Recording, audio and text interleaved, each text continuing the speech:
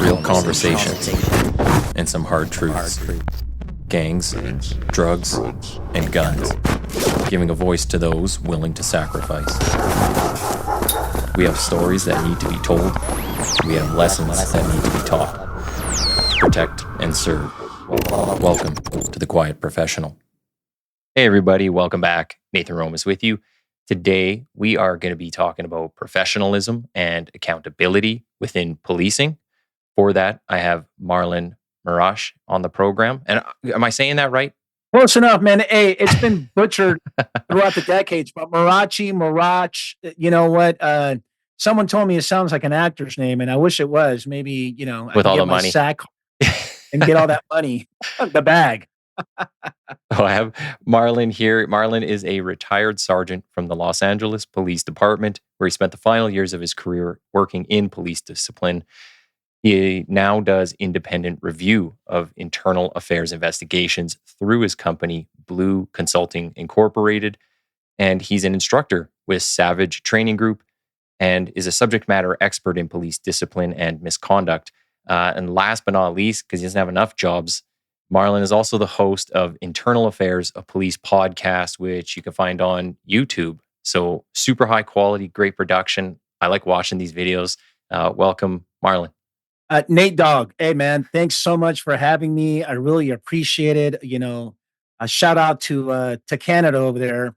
On a side note, you do know, I don't know if you knew this or not, but I'm a big soccer, fanatic. Okay. That's like in my religion because I was born and raised in Peru.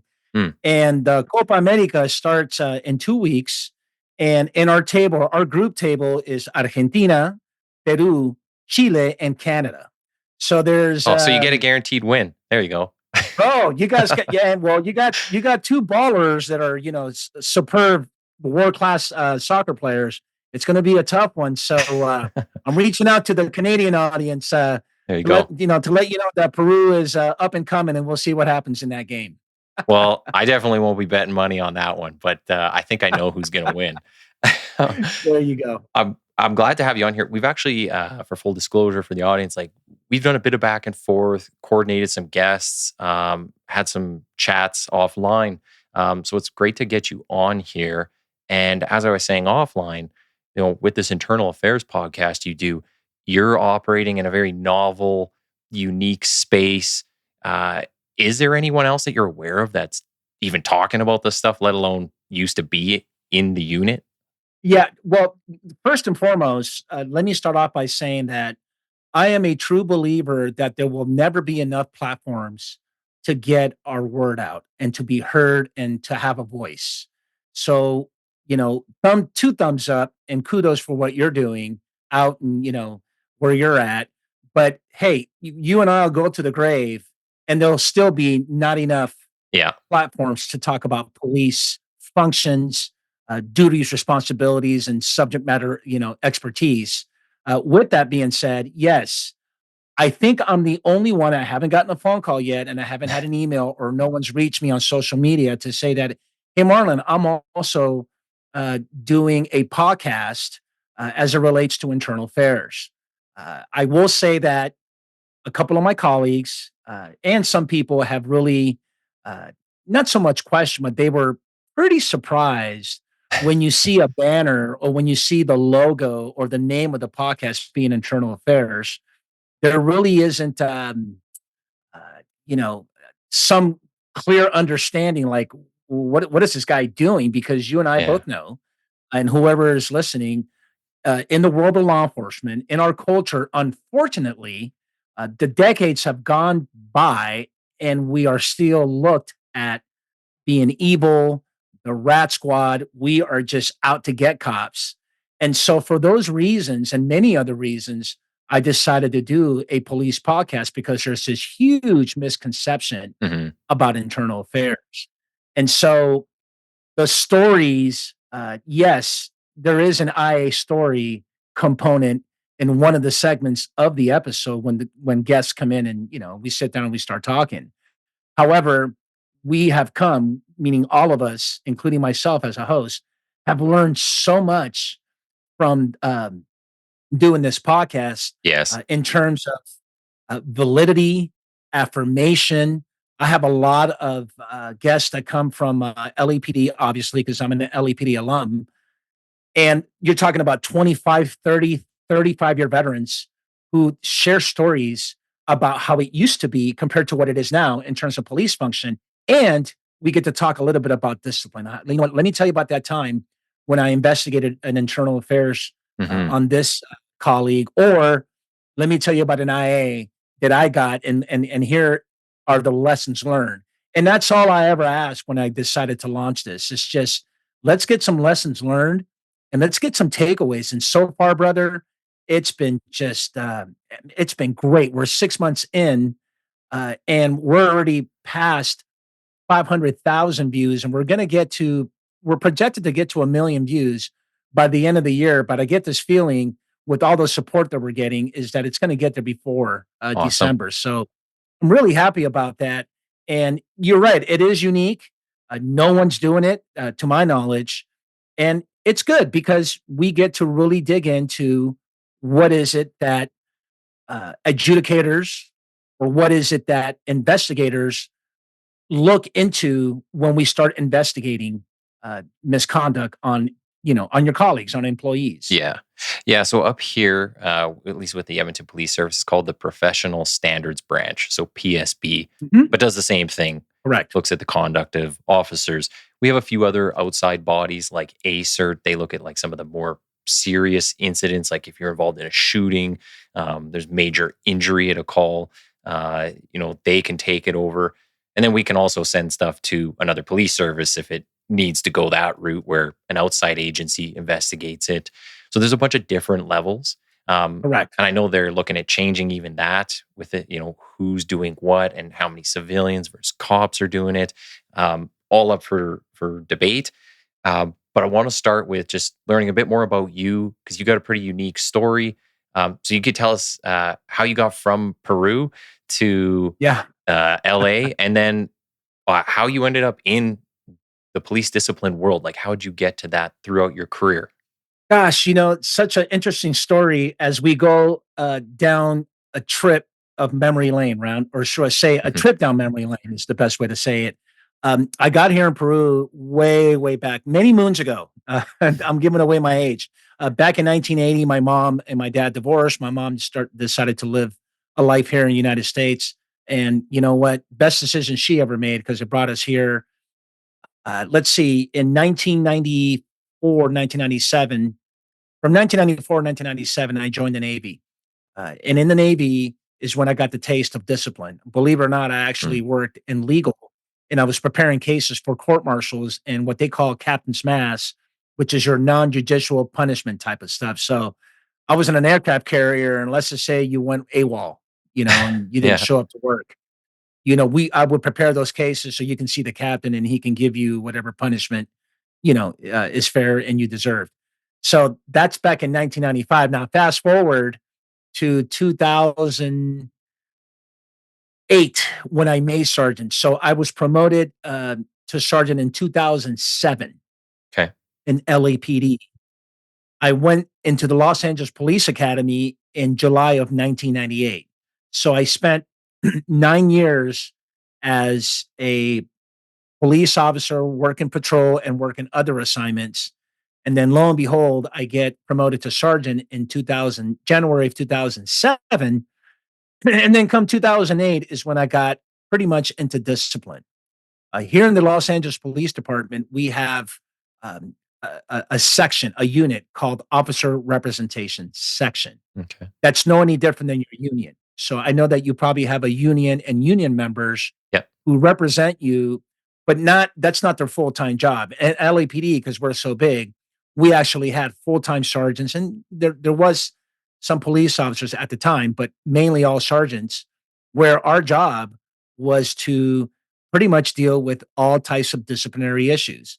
So, for example, if you were brought up on allegations of neglected duty or violation of policy or procedures, uh, and you get served and you tell yourself, you know what, the department got it wrong. This is not what I did. Well, you will call RS, Officer Representation Section, and you will discuss that case. uh, with the sergeant where I was at, and we will do a full examination, a full analysis, and I would tell you, hey, what would you like to do? Would you like to do a written response, one, or would you like to do an admin appeal in a hearing with a hearing officer? But before we make that decision, you got to ask yourself if you, as an accused employee, did this. In other words, they're saying that these allegations are sustained. Sustained means that it occurred. Yeah. Unfounded means that it did not occur. So the department sustained allegations against you. So when you read your entire investigation, when you get served, you got to ask yourself, did I do this or not? And if the answer is no, I did not do this, and you feel as though the department got it wrong, then come see me and we'll do an appeal. And we'll challenge it. So there's some checks and balances because I think some people always have a misconception that like at least on the US side there's almost no protection, and you hear a lot of horror stories about, I guess, more on the federal side, like they don't necessarily have an association or a union, Mhm. but at the LAPD level you had somebody there. Well, you do. And here's the interesting part about the culture of discipline is that you would think that each level of review, it's being well thought out. And unfortunately, it's not. So sometimes Yeah. that's the good old saying, we do it to ourselves. It's because no one really wants to take the time to really adhere to the rules and the regulations and the policies by which an officer has a right to. You know what I'm saying? So, in other words, if you're a sergeant and you're reviewing this, okay, great. It looks great. Then you give it to your lieutenant. Okay, I got like 50 other things to do. So Yeah. I guess it looks great, you're telling me. Then it goes to the captain, the command staff level.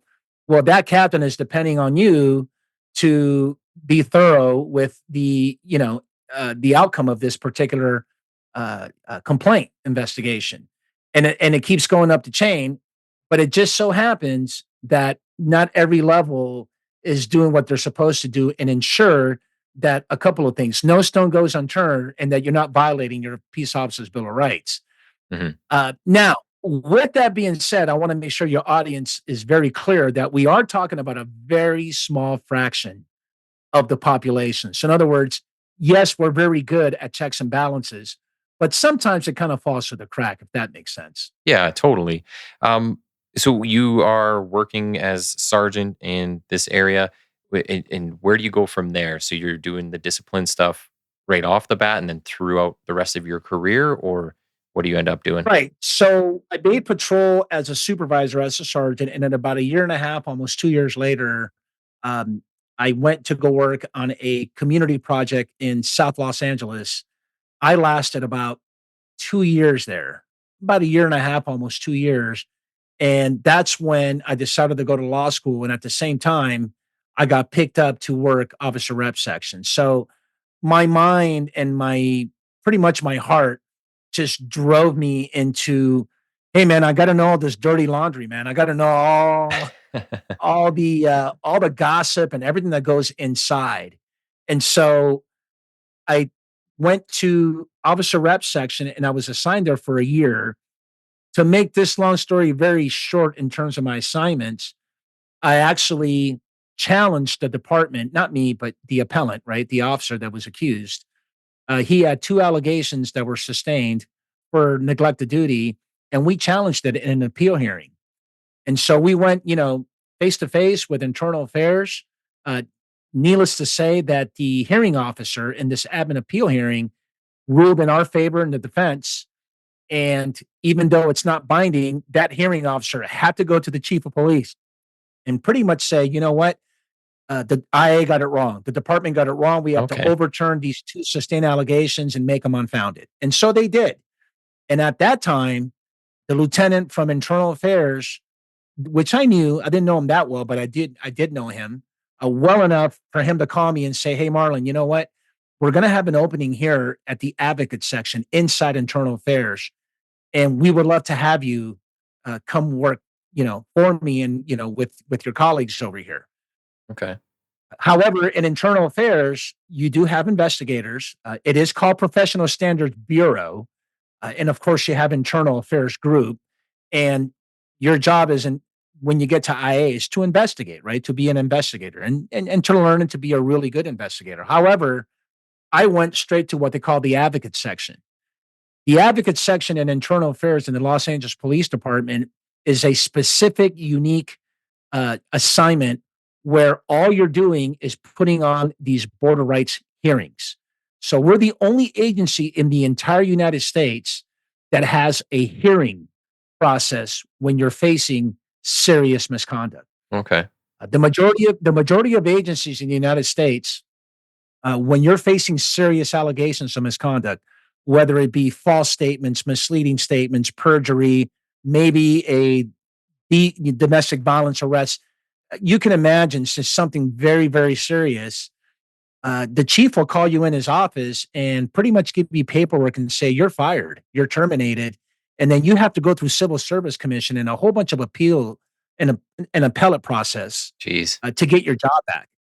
But not in LAPD. In LAPD, when you're brought up on serious allegations of misconduct, the chief of police says, look, I'm going to direct you to this hearing, to this border rights, and I'm going to recommend removal, pretty much termination. However, I'm going to leave it up to this 3-panel member to pretty much determine your fate and see whether A, you're found guilty.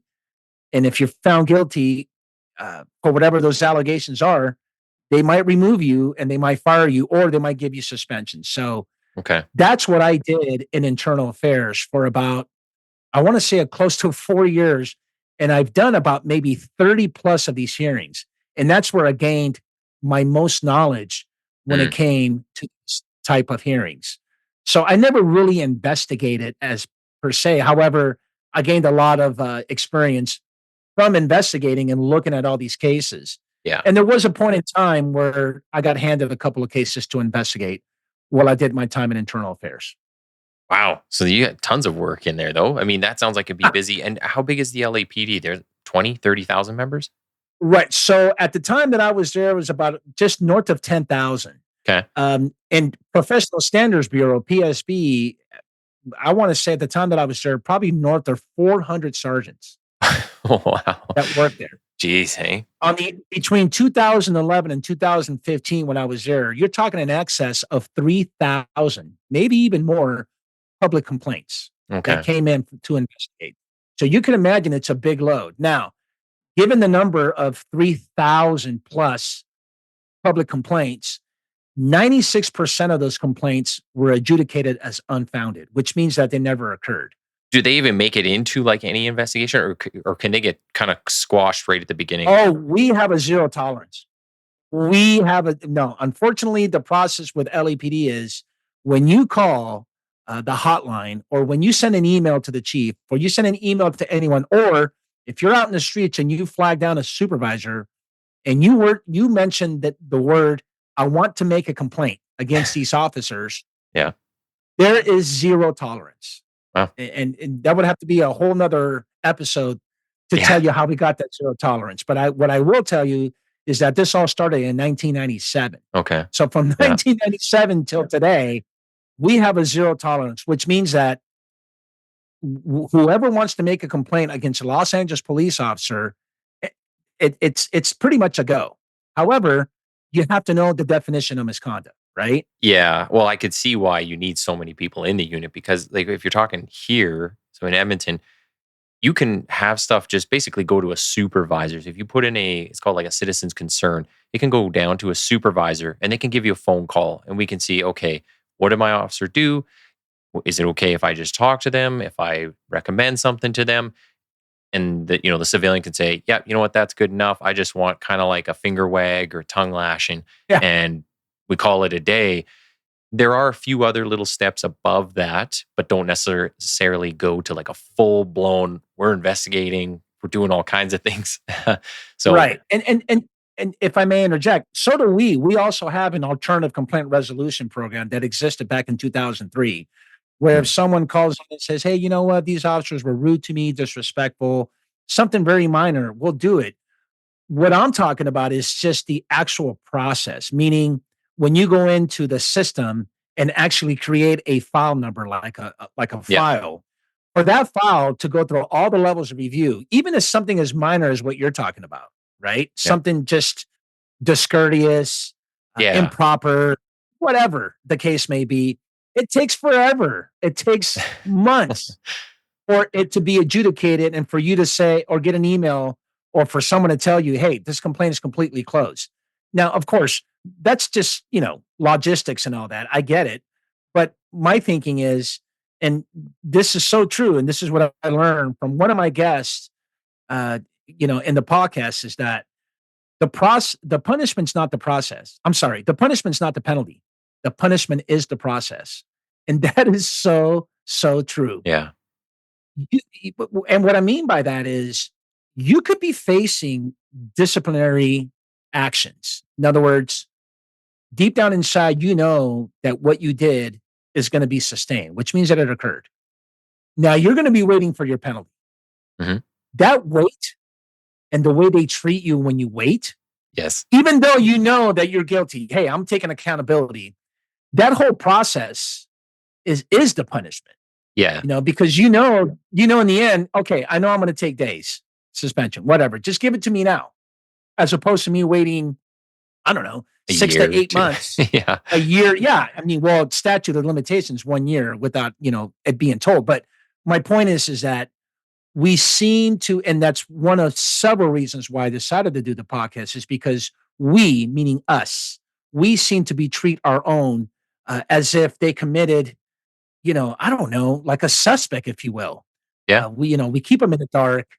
You know this. Yeah. I'm sure in your somewhere in Edmonton's in your police department, your colleagues, you heard that they did A, B, and C, some allegations, and by rumor, it turns out to be this huge, uh, you know, uh, big old incident, this big caper, and next thing you know, you can't talk to them. You tend to separate yourselves from them and divided.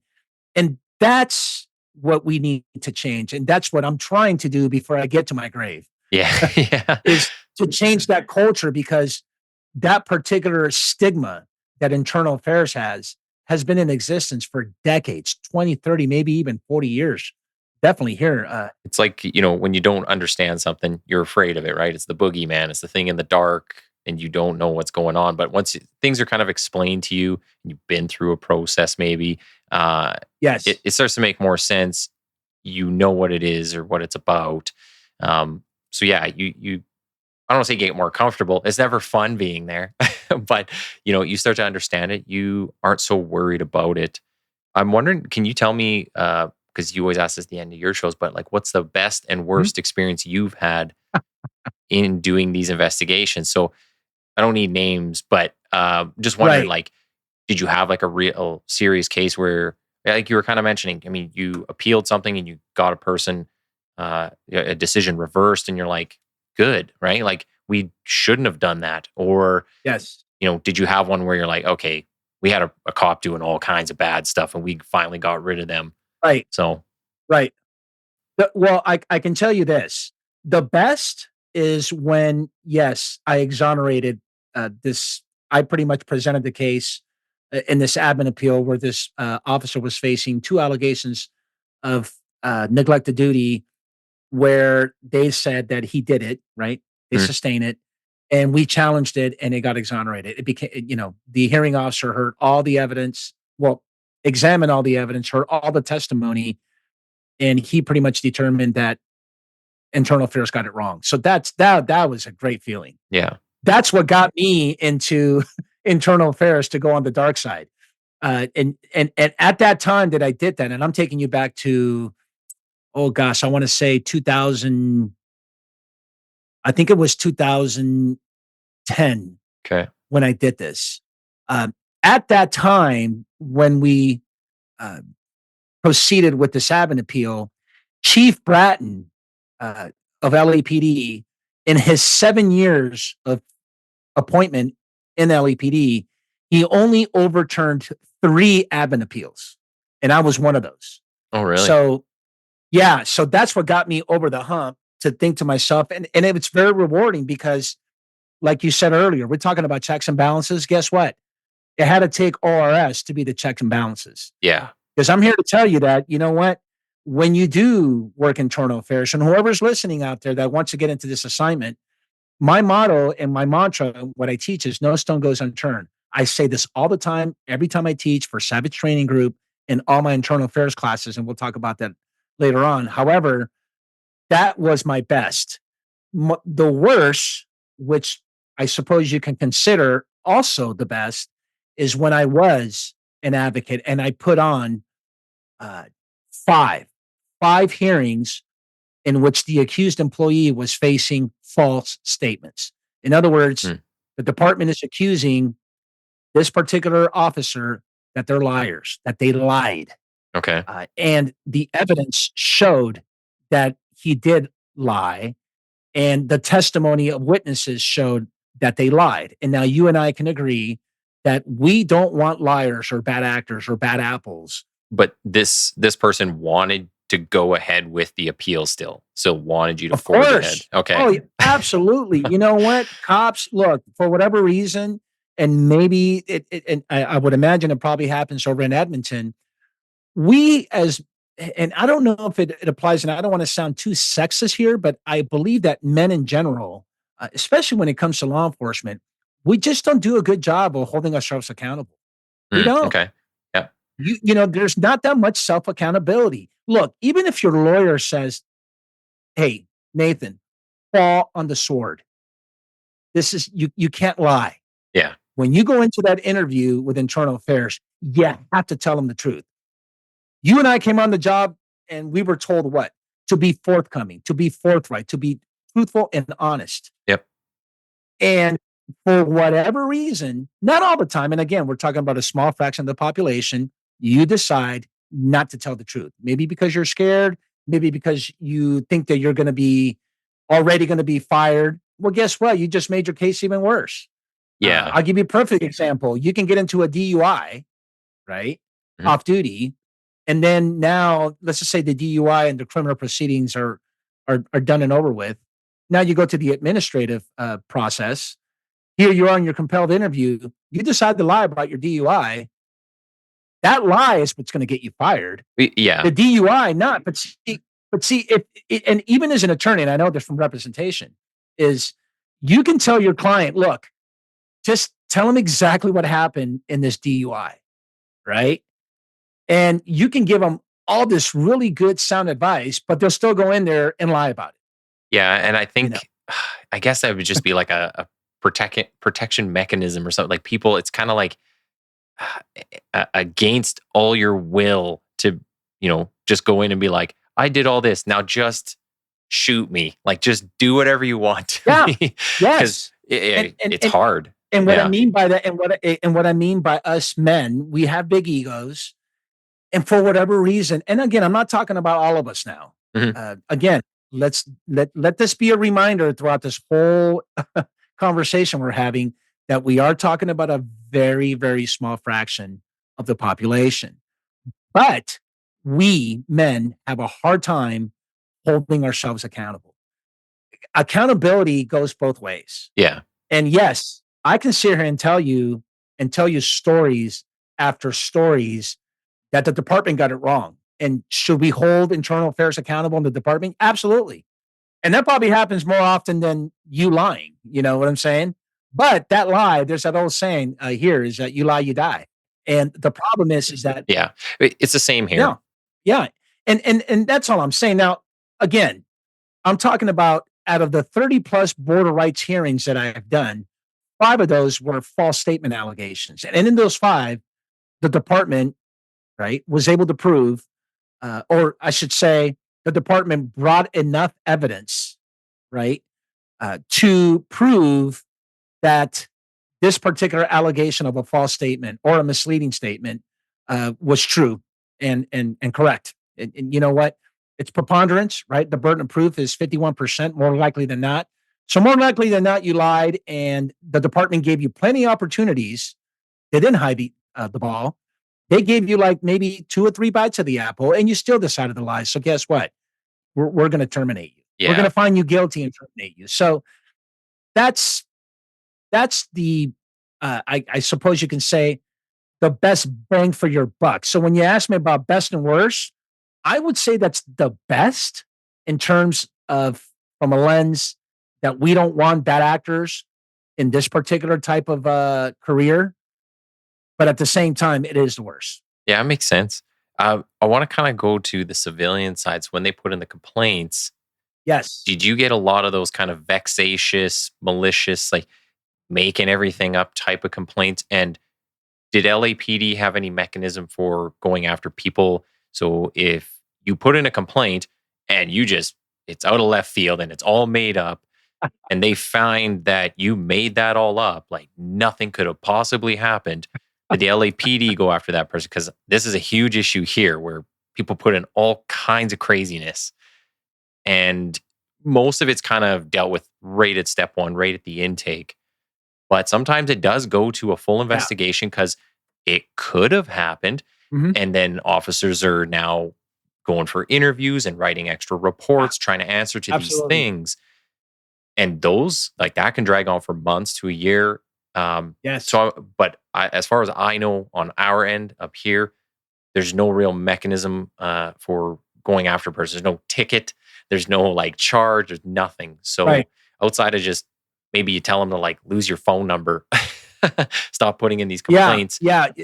So Well, so a couple of things. So every single complaint made by the public, by a public member, I should say, right, uh, is going to get a letter mailed to them with the adjudication, with the outcome. yeah, Now, I can tell you, we've sent out thousands of these when I was in internal affairs. You know how many people called me back? none One. really. Yeah, and he just wanted to know, how do we go about Okay, coming to this conclusion? We had a conversation, and we hung up, and life goes on. So it's and again, like I told you earlier, I can speak from 2011 to 2015. Over 3,000 public complaints, 96.4, well, 96% were adjudicated as unfounded, which means that you only have to worry about the 4%, yeah, right? yeah, That's those are, I mean, those are really outrageous numbers. Outrageous in the sense that, wow, look how many people make these, just these BS complaints, right? It goes to your point. Now, can you stop them at intake? Absolutely. So in 2015, when the birth of body worn video came to the state of California, I can tell you, and I don't, I would love to market myself, and maybe you can, arrange a connection out in Edmonton where we can teach, because this is part of the teaching that I do with Savage Training Group. We talk about an adjudication called demonstrably false. okay, So we actually have a policy of a demonstrably false type of an adjudication. And so where if you decide to make a complaint of all these allegations of misconduct against an officer, we would pretty much tell that particular complainant, uh, "Hey, let me do some preliminary inquiries, or let me do some investigating, and I'll get back to you." We'll watch body worn video and determine that it's demonstrably false, meaning that whatever it is that you're pretty much alleging didn't occur. yeah, Hey, I saw these, hey, Sergeant, I know you're at 7-Eleven here trying to get a cup of coffee, but I saw two of your officers down the street over here get someone out of the car and throw them up against the wall. Okay. And so you investigate that, review body worn video, and guess what? That never happened. And uh, those type of complaint allegations, if you will, can be adjudicated as demonstrably false from the get go at intake. And it can even occur during the investigation if you happen to be a very good investigating officer. but does the LAPD then go to that person, charge them with No, anything? No, so it's very good question you asked. I want to say that in the early 90s, I want to say, and don't quote me on this, maybe it was in the 90s, maybe even the early 2000s, there was some repercussions where there is like a disclaimer on the actual face sheet, or you pretty much admonish the complainant and say that, hey, if you make these type allegations, they turn out to be completely false, or demonstrably false, for that matter, then the city can or may um, levy or process a pretty much malicious prosecution type. It's what Okay. we call, yeah, it's malicious I think it's malicious prosecution. Basically, what that means is that you made all these false allegations, and it is a misdemeanor crime, uh, and the city attorney of that city, in this case being Los Angeles, may pursue that avenue. So They yeah. they could do that. However, I want to say, come when I got to internal affairs in 2011, no, there is no ramifications, no repercussions whatsoever when you decide to make a complaint. That's just completely false.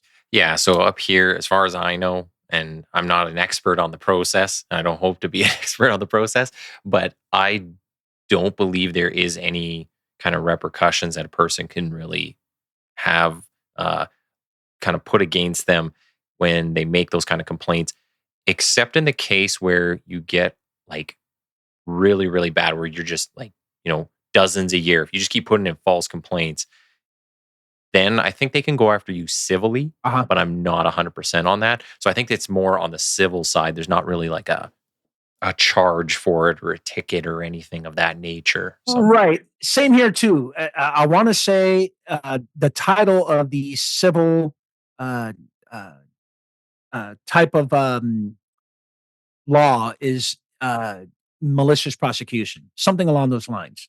okay. Malicious meaning that you just recklessly decided to make these complaints against an officer, all these allegations, and you knew that at the time that you made them, they were completely false. Yeah. You know, frivolous at that. But no, we don't have that, and unfortunately, maybe I think it was discussed not long ago here in the city of Los Angeles, but it never came to fruition to Mm. bring it back. I kind of want to get your opinion on civilian oversight. Mhm. I think a lot of people know why internal affairs or professional standards. I think they get why it's necessary. It's to Mhm. get rid of bad cops or bad people in the organization, because we don't want them there. We don't want them ruining the reputation, the trust the public has in us, and so on and so forth. But I kind of question this idea. There's a lot of debate on this, whether we should have civilians investigating police officers or a mix of the two, or it should just be police. The whole conversation around, the blue wall of silence always comes up. And maybe I'll give a bit of my opinion and then I'll jump to you. Yeah, sure. Just in seeing some of this stuff, like policing has a lot of different nuances to it, and there is a lot of gray area where I think people Mhm. interpret law as very black and white. It's like it's written there, that's what you do, and that's all you can do. But there's the written law, there's the interpretation of it, and the implementation. It's almost like three different places where you can change the meaning, or everyone has their interpretation. So a bunch of different versions. Um, when we're talking about policing, though, I think the gray area really gets lost in the conversation, especially in the politics of it and all that. Um, I don't know if civilians necessarily have the capacity to, I guess, make decisions on, what a punishment should be, or whether your use of force was appropriate or not given that situation. Especially if it's like a use of force, a civilian hasn't ever been in a situation where they've had to shoot somebody. So I Right. wonder, kind of, what is your take on whether they can be qualified to comment on it? Also, I guess retired police who are now civilians being in those positions, I think that's kind of like a backdoor sometimes. Yeah. But can they do it? What's your take? Where does this kind of land? Your opinion. Go. Yeah. I First of all, civilian oversight's here to stay. One, two. Me personally, I don't have a problem with it whatsoever. Uh, Three, if we're going to have civilian oversight, I would prefer a retirement law enforcement. You got to have Mhm. some law enforcement background because you know what to look for in terms of culture, intentions. We say what mistake of mind, mistake of the heart, right? Yeah. Those type of issues are very, very important, and so are characteristics and reputation. But unfortunately, uh, at times, it can get personal. It's very self-serving. So in other words, if I'm a retired police officer from agency A and you hire me to be civilian oversight of agency A, well, I still might have the connections there. Yeah. And maybe the command staff might say, "Hey, Marlon, you know what? Why don't you just be easy on this guy, or or make sweep this one under the rug?" So I got a problem with that. I would prefer, if you're going to have law enforcement background and be part of a civilian oversight, just be from a whole different part of town, like be way on the other side. Yeah. What's Edmond? What's the farthest from Edmonton? Vancouver. Oh, I'd be looking at like East Coast. You could go to Montreal. There you go. You go to Montreal. There you go. So pick someone from Montreal that has no ties or no connections with Edmonton whatsoever. Yeah. That's what I would. Me personally, nothing against these professions, but if you're an architect, a civil engineer, even a lawyer, hey, I went to law school and I wanted to be a police attorney. That's one of the reasons why I retired. I just got to get my license and jump on the saddle, pass the exam, and go practice police discipline, police administration. However, I'm here to tell you, man, you put lawyers on a civilian oversight, you're just going to get way more egos and way too many arguments, too much analysis, too much examination. Yeah. So it's kind of hard to say who's the perfect candidate or member for civilian oversight. It's needed, but some might think that, hey, if you bring someone in that's an architect, that might help because they don't know anything about police work. Mm. So my suggestion is, if you were to comprise a civilian oversight committee or a board, just make sure you make it even. Have some law enforcement in there because you're going to need it. You're going to need to lean on them for culture. You're Yes. going to need to lean on them for the expertise. Someone with use of force expertise, 100%. You said it spot on. If you've never been in an OIS and you don't know policy and you don't know how to examine a use of force, which, by the way, you and I can agree, or anyone who's listening who's a police officer, every use of force is not textbook, bro. It's Yes. it's Yeah. ugly. It doesn't turn out the way you think it does.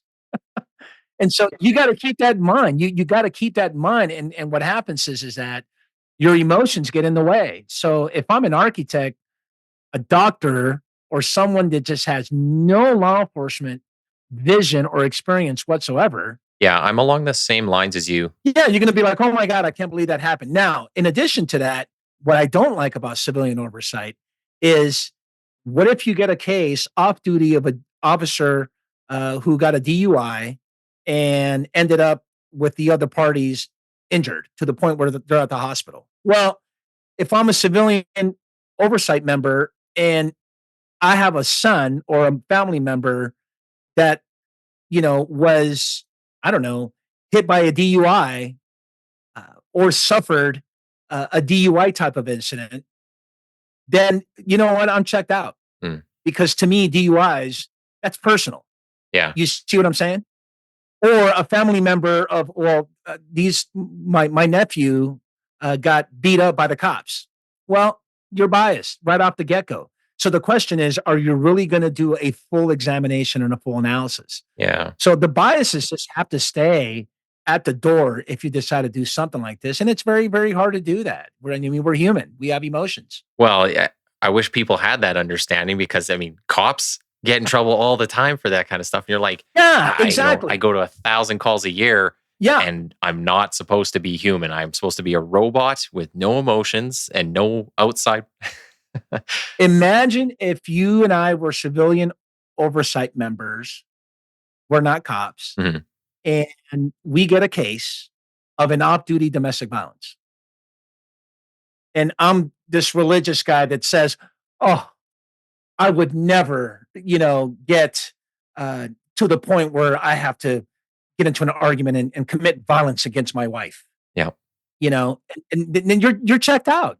Are you really going to look at that entire report and the circumstances and everything that's going on? No, no, you're not. You almost need like a pool of people that you've decided are qualified. And depending on the case, it's like, okay, nobody knows this person. Nobody has any personal bias, one Exactly. way or the other. That's the way to do it. Yeah. Yeah. I think I'm very much in agreement with you. It's kind of got to be like a hybrid.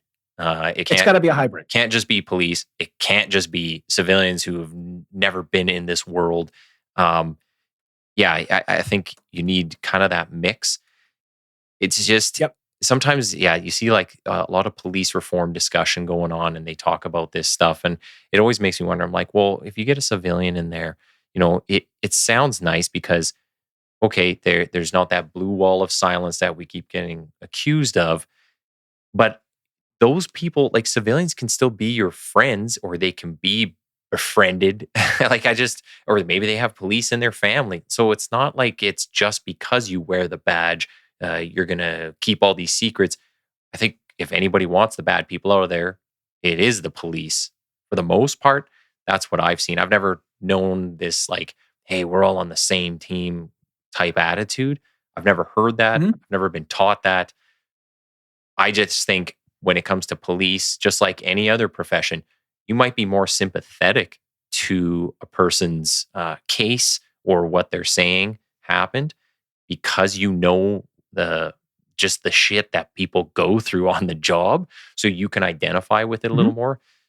But that's not to say there isn't, that there aren't cases of, oh, I'm not going to say something simply because we wear a badge, we're on the same team. So Yeah, yeah, I would only add to what you said is that, again, let's keep in mind that we are talking about a small fraction of the population of officers that get involved in alleged serious misconduct. I mean, you told me correct. Toronto has in excess of 2,000 members, sworn officers. I would imagine, and again, I'm speculating here, but it's probably less than 5% or even less than that really get brought up on allegations of serious misconduct. So let's just keep that in mind. Well, there's all those yeah, the perspective is hard to find nowadays in the Twitterverse of things. Yeah, So absolutely. so And to your point about reform, and I don't want to get too much off the rails here, but incidents that happened with George Floyd, and ever since 2020, I know there was a trifecta of incidents that happened that caused us to be in the public eye enormously. I would only say is my only criticism is that it's not training, it's not retention or who are we hiring. If anything, it's what we call organizational culture, aka it's cog culture. yeah, And you and I can agree that culture will always dictate what you do and what you don't do. yeah, And so when you start talking about leadership type of qualities or leadership abilities, that's what all these major incidents are all about. And it's hard. It's hard to break culture. yeah, it So to is. me, I think that's more of I think that's more of of an issue than it is anything else. And I keep saying that, but all these critics and all these experts and all these politicians keep saying, "Oh my God, we need to reform, or we need to do this, or we need to defund, and we need to do that." You know what? No, what you need to do is you need to get some good leadership in these organizations, and you know what? And just R look, if it takes a chief of police to say, "You know what? Everybody here is gone," and start from the bottom up, you better hope that when you get that job, you got buddies or people you can trust to come in and do just a complete renovation of culture in that department. And again, let's keep in mind the numbers here. There is over 18,000 police agencies in the United States. That means there's north of 800,000 officers, if not probably a million, Yeah, probably up north of 800,000. Think about that. yeah, And we talk about little incidents that happen in Kenosha, Wisconsin, Ferguson, Minneapolis, in New York. Okay, look, I'll be the first one to tell you we have a lot of work to do. And I'm in the world of discipline. And I truly believe in fair and impartial. But you got to be that way. And it's hard, even with your best friend. yeah. And I've been involved in this so much on both sides. And the advantage that I have, and I've been blessed to work both sides. LAPD has afforded me that success. where I've gotten to work internal affairs and I've gotten to work officer rep section. But you know what, bro? I will defend a cop way more than I will prosecute a cop. Yeah. And I say that candidly because I have seen, and again, it's a small fraction, where the department has got it wrong more often than not, you Yeah. know. And you know what? In even speaking on the narratives, kind of in the politics of it, I think a lot of the stuff is blown out of proportion. When you're talking about, how many uses of force we have versus how many of those even turn into something serious versus that goes to a further smaller number that are done, with Yeah. some intent behind it. We're talking fractions of interactions. And I'm not an abolitionist by any means, and I didn't agree with the defund even. I think we have a good system and it can always use improvement, especially as society changes. We just have to change with it.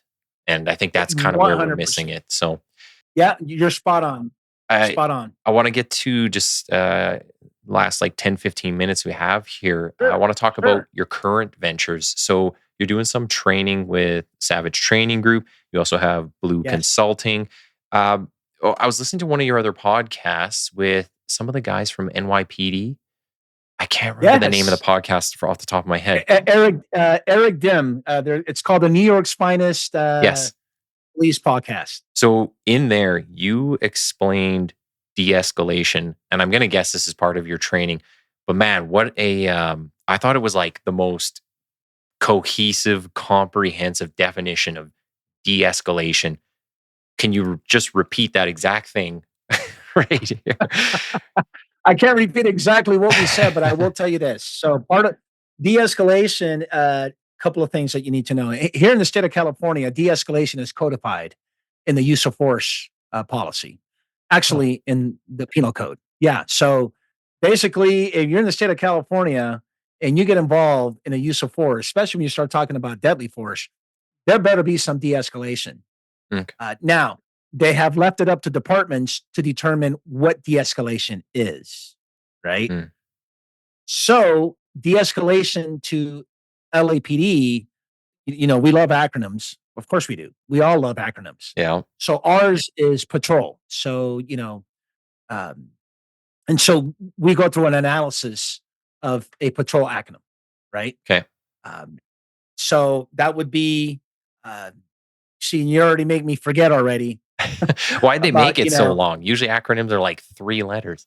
3, yeah, no, they made it so long, for you to just, for you to figure it out.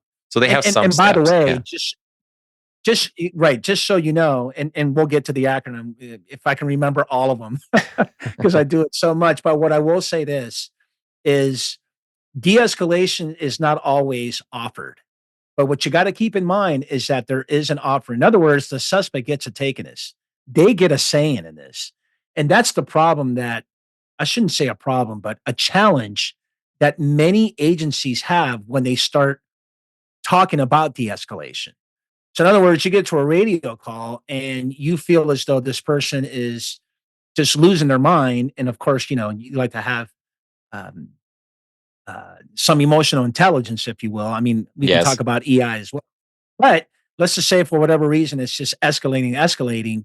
Well, you just can't uh, de-escalate a suspect without making him or her an offer. They get a saying in this. That's what's super important. The other important part about de-escalation is that it's not verbal. It doesn't always have to be verbal. Correct. You know, and so those are the two major factors when it comes to de-escalation. And it's super, super important. But look, you and I right now are in a patrol car and we decide to go to 7-Eleven. I don't know if they have 7-Elevens in Edmonton, but they have 7-Eleven stores here. And we decide to get a cup of coffee. The minute we pull up and you see a suspect running out of the front door of this of the 7-Eleven, shots fire, and he's got an AK-47 and he's running southbound, and you and I just pull up. Guess what? We don't have time to de-escalate. Yeah. That's not the time to be offering de-escalation. You see what you get where I'm going with it? Yeah. Now if we get to 7-Eleven and he's in there and he's going off on the cashier and he's got a weapon, Guess what? We're there. We're at scene. We're asking for our resources. We're formulating a plan. We're, tactical communications, et cetera, et cetera. Guess what? We're going to offer de-escalation. That's what's important about it. You know what's crazy? I find use of force is pretty much almost universal. Like 90% of the terms, even between Canada and US, are pretty much the same. And when I hear things about reform, like it's already a lot of this stuff is standardized in North America. Yeah. We're all doing very similar things. We just give it little different names. There's a few nuances that might be different Right. based on your area, but yeah, they're all pretty much Yeah. the same. So, and before I forget, Yeah. just so we go through the acronyms, the P stands for planning. So you always definitely want to have a pre-plan or you want to have a plan, when you start de-escalating. Then the A stands for assessment. So you constantly have to assess a situation. No any different than the example we just went through, right? We get to 7-Eleven and the suspect has a knife as a weapon and is very going crazy, acting nuts against the cashier. Well, next thing you know, he decides to grab a hostage, or he pulls out a gun, fires a couple of rounds, and takes off from the store. Guess what? We have to start coming up with another assessment, if that makes In sense. that assessment, when we do our articulation and reports and different things, it's kind of comes down to the ESO factors, what we call them. So your environment, but also your subject and the officer. So it also matters how you're thinking and feeling. That's where that emotional intelligence, like you were saying, comes in. Yeah. Yeah, because you have to make a determination in this assessment whether or not it's working, whether it's effective, whether it's not working. So you always want to be flexible. I guess that's the best way to explain it, right? Yeah. Because the situation is dynamic and it's fluid and it's always, it's happening. A lot of shit can happen, Have I said drop the weapon 57 times and I'm still saying which it? which we all do. Yeah. Yeah, exactly. You know what? I think we should try something else. Yes. 57 times is just a little too much. And you're not the only one saying it. There's like 5 other officers that are saying it 57 times. So that might not work. So that's part of the assessment. The T stands for time. And I always say, look, is time of the essence or do you have time? Well, if time's of the essence, that's different. You might want to start thinking about a SWAT call out or take an action, right? Mhm. Or if the if time is not of the essence and you have time, well, you know what? Build a rapport, communicate. Do what you have to do in terms of getting distance. Getting cover, containment, whatever the case may be. Right? A lot of that for us is kind of the what did you know, when did you know it, and what'd you do Yeah. about it? So, do I Right. have to make this decision? Do I have to do this right now? What is it necessary, risk Exactly. effective? Yeah. Right. So same Yeah. same ideas, different, slightly different terminology. Exactly. Yeah. Risk versus reward. Is the juice worth the squeeze? What do we really have, and how much time do we have to accomplish this? 100%. The R stands for redeployment. So you're going to have to. That might be, for all you know, you might be in an open field, and next thing you know, you're at an apartment complex. So you're going to have to redeploy your resources and figure that out. O stands for other resources. We all know this. You're going to have to get a rescue ambulance on standby. If you have this uh, an airship, Mhm. we do. We always do. But if you have that resource, great. If you have to go to outside agencies to help you out, great. Those are your other resources for the O. The L is lines of communication. That's super, super important. How much are you communicating? Or are you just a sergeant that's just there letting your officers just handle everything? Guess what? You might want to intervene because you got to listen to what they're saying and provide that command and control. And then last but not least, well, that is the L, and that's that. Now, it does sound pretty long, and I'd be more than glad to share this with you when we're done and give this to you, but each agency comes up with their own. Yeah. But what I will tell you in the state of California, de-escalation is codified in our penal code of the use of force. And just keep in mind that it doesn't have to be verbal. One, two, it's an offer. The suspect gets a say. That's super, super important. Yeah. When you're doing your training, Yes. what are you doing to like teach people how to be more professional? Are you running through that kind of stuff and saying like this is the considerations, or is there more to it? Right. So this is more of a use of force type of class. What I can tell you with Savage Training Group, my partner, James Tacchini, who's an active sergeant in an agency in Northern California, him and I teach an internal affairs officer involved shooting investigation course. So it's kind of like a hybrid. Okay. So day one, I'm pretty much primary to teach you what is misconduct, right? You got to know what misconduct is. What's that definition of misconduct? One, two, when you do an intake, here are some pros and cons and do's and don'ts of an intake. Then I walk you through an investigation and we do some role playing. I'll give you a scenario. And then last but not least, the adjudication process. Look, the majority of our students are sergeants. We do have a little bit of an identity crisis with our course because it can be for both. Corporals are also invited because they're on the promotional list and they're going to have to know how to investigate. And for all we know, there's sometimes lieutenants and maybe even command staff uh, and we go through the adjudication process where we start telling you, okay, here's the scenario. It's sustained. Oh, well, are you going to sustain these allegations? And if so, what is the recommended penalty for these particular types of allegations? So that's day one. Day two is everything that you need to know about scene management when you arrive at a scene of an OIS. You're the first sergeant at scene. What do you do? So we walk you through that whole process from the minute you arrive and your officers have pulled the trigger, they're the involved shooting officers, to the minute internal affairs says, okay, you know what, code four, we're done investigating, but there's this whole process that you got to go through. So that's our class that we teach.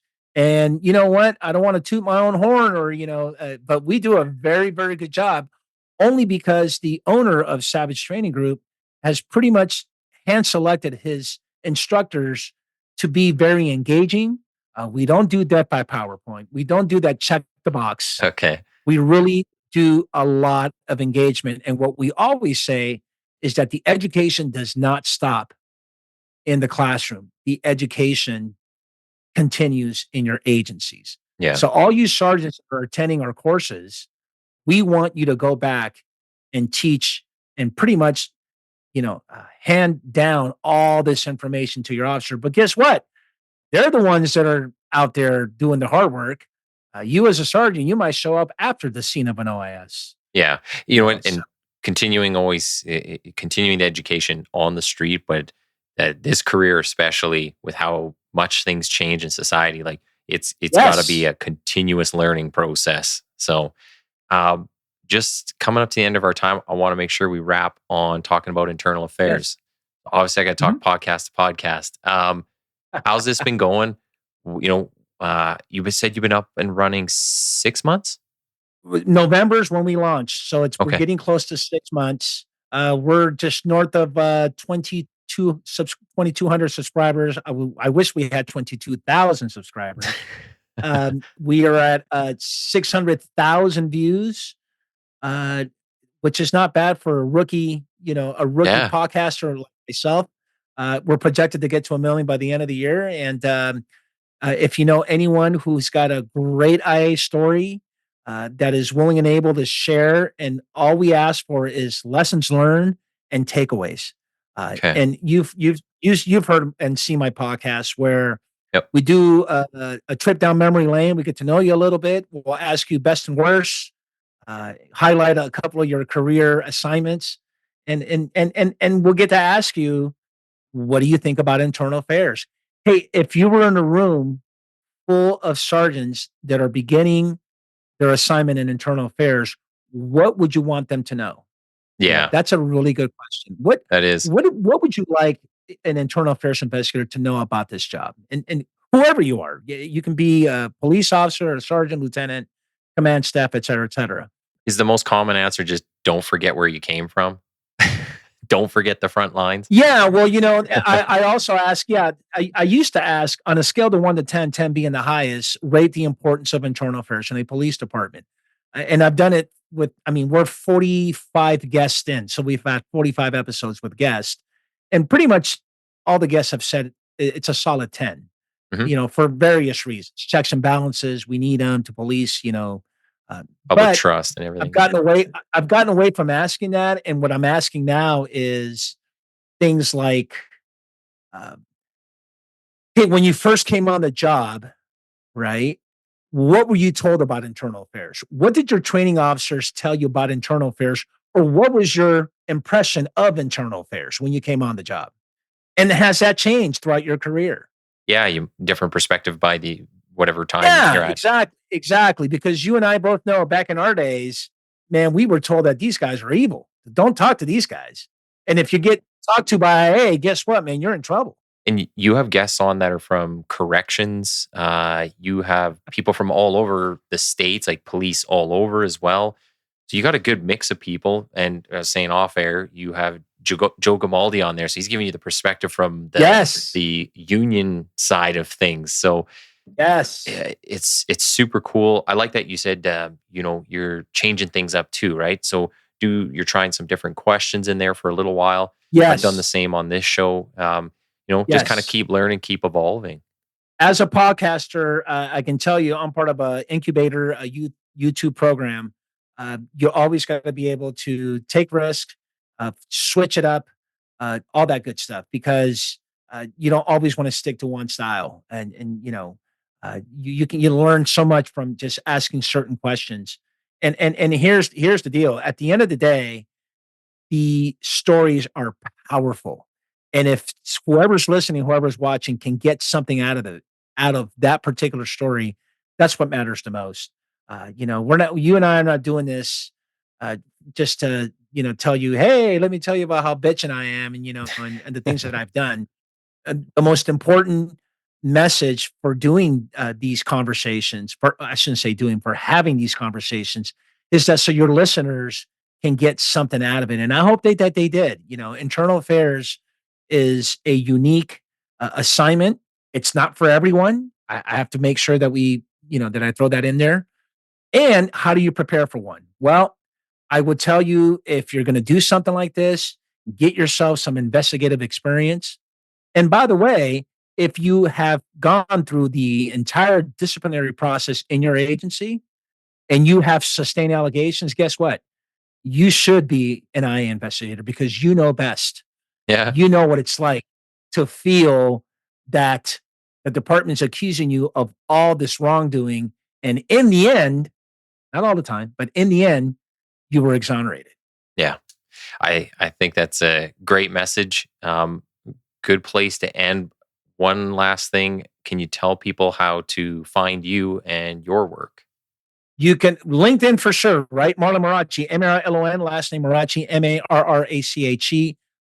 My Instagram handle is the best, man. Keep going on that one. It's internal. I think it's internal underscore affairs underscore podcast. But if you just punch in internal affairs podcast, it'll pop up. And last but not least, come on now, you got to get on that YouTube channel. Yeah. Yeah. And it's called Internal Affairs A Police Podcast. And we're just blessed, man. Really, really happy. I can tell you that I didn't know what I was expecting out of this, but it's turned out to be such a great journey. I get to meet people like you, Nathan. The relationships, I would have told you, I retired almost 2 years ago. This July will be 2 years that I retired from the LAPD.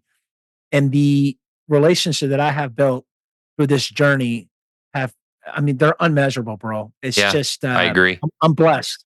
I am so blessed.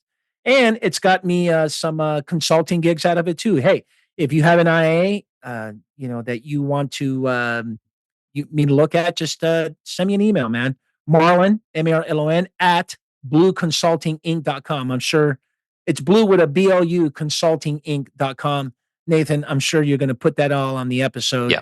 And brother, I would love to make it to Canada one day, and definitely you and I go have a beer. It'll Um, you happen. know, and for sure, if anyone out there is listening that needs any type of training, please look me up, savagetraininggroup.com as well. You'll see my full bio, and we'll be more than glad for us to go out there and you host any type of training Awesome. that you need. Yeah, I'll have everything up in the episode description so people can find it there. I'll remind everybody, just like, comment, share, get engaged, start spreading the word. And we're just trying to educate people out here. So, Yes. share the message and help out the shows. So thanks for being on the show today, Marlon. And hang on, I'll say bye offline. You got it, Nate, dog. Hey, man, it's great pleasure meeting you, and thank you for having me. I appreciate it.